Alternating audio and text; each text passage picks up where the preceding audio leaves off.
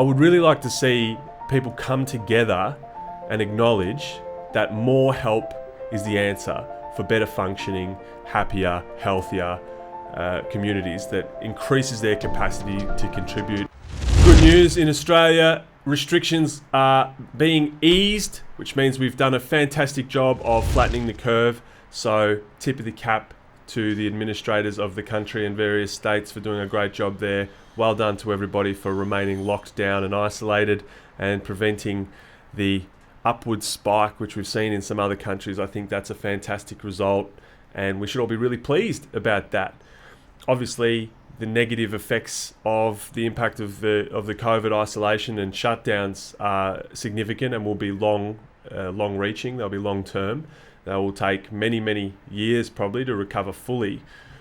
And as we look at those situations of the Just Be Nice project, we've been having these conversations with partners and with people and with communities about what we think might be some challenges going forward, because there's kind of two schools of thought that I'm hearing predominantly in the media and on social media and in people's sort of day-to-day conversations. And they focus a lot on, oh, it's going to be so great, we've all been exposed to this, so now, you know, people are going to be so much friendlier and so much nicer after all of this, and that's great. And then other people are like, we're all ruined, we're never going to financially recover from this, or this is going to be really challenging. And as we navigate those challenges, what I would really like to see is that the areas of the population that previously have been fairly well insulated from environmental pressures that result in severe economic stress have been exposed to a situation where they realise, you know what, actually,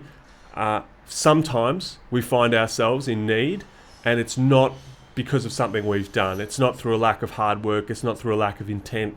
It's not through a lack of trying or desire. It's because the environment around us is preventing us from being able to get out into the world and do things and sort of forge a way ahead, and we don't have enough opportunity to make the most of those situations.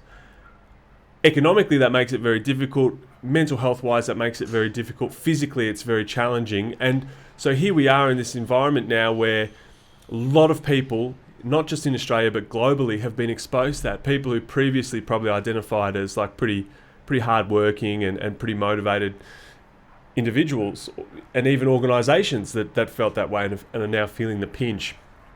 And as we go through this recovery, which will take a long time, 6, 12, 18, 24 months, what I'm worried about seeing is that when we find these people unable to recover as quickly, or they're finding it harder, or they find themselves needing help for a bit longer than perhaps was anticipated, that there is a retraction away from the idea that everyone deserves assistance and it's not everyone's fault, to these guys who were working before, they worked hard, they got a mortgage, then they lost their job because of COVID, it didn't come back, this didn't happen, they need more help, that they become a new strata of society that's like more deserving of help, and people and communities that needed help before COVID even came become this kind of undeserving strata. Like, well, you guys weren't doing anything that much at the beginning. We were. Now we're in trouble.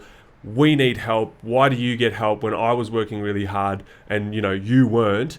And we shouldn't get the same kind of help. I should get better help. That's an attitude that permeates lots of countries' social welfare nets, this kind of deserving and undeserving poor. And at JBN, our focus is always on helping people understand that the environmental factors are so important. They have a massive impact on people's capacity to contribute, to succeed, to take up opportunities, to recognise opportunities. What I would like to see is that those people who are in slightly higher pay brackets, who are in slightly different circumstances, who find themselves also in a bit of long-term, mid-term distress, or even just a little bit of discomfort, not even distress, but just like, oof, that was really tough, that they can expand the knowledge of that experience to include everybody and say, you know what, it's not everyone's fault that they need a hand. And the best way to support people physically, mentally, economically, at a community level is more support, and it's complete support. It's adequate, complete, comprehensive, inclusive help that is not judgmental, but actually finishes the job. People need enough money and time and space and opportunity to be able to step into the space, rather than have a little bit, try and work out what you've got to do, drag yourself up by your bootstraps, all this kind of stuff, which leaves people languishing and leaves people struggling.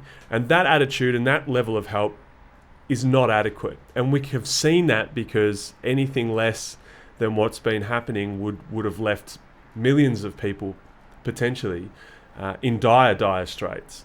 And even now, with the rollout of the interventions, people are still struggling, and some people think they're inadequate and all this sort of stuff. So I would really like to see people come together and acknowledge that more help is the answer for better functioning, happier, healthier communities, that increases their capacity to contribute, rather than saying we need to do less for people that need help, because if we do too much, they won't contribute, they'll get lazy, they won't do anything. And that attitude is very damaging, particularly in communities that do require a lot of assistance. With any luck, we'll get a chance to raise the payments for people who are on social welfare. This hopefully provides a bit of a platform and a little bit of a precedent for the minimum amounts required to keep people going and give them a chance to get stuck in and move forward.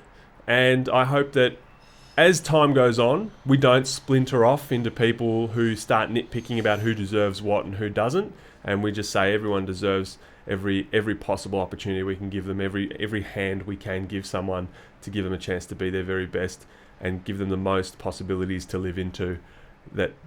That's something we should really look at, because we all appreciate that level of support when we're struggling, whether it comes from the government, whether it comes from your community, whether it comes from your family, your friends, or the people that engage with your business.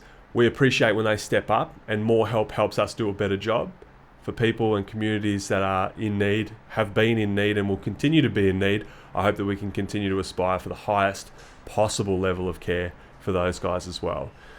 So a little COVID takeaway, something that at Just Be Nice Project we will be harping on for a very long time to come. We've been doing it for a long time. We will continue to do it. Really hope that this time brings people together instead of drives people apart, and that it sets some new precedents for us being able to do really great work and improve the quality of opportunity for people everywhere. While we are slowly reintegrating into the world, keep shopping local, keep looking after the people around you, and as always, just be nice.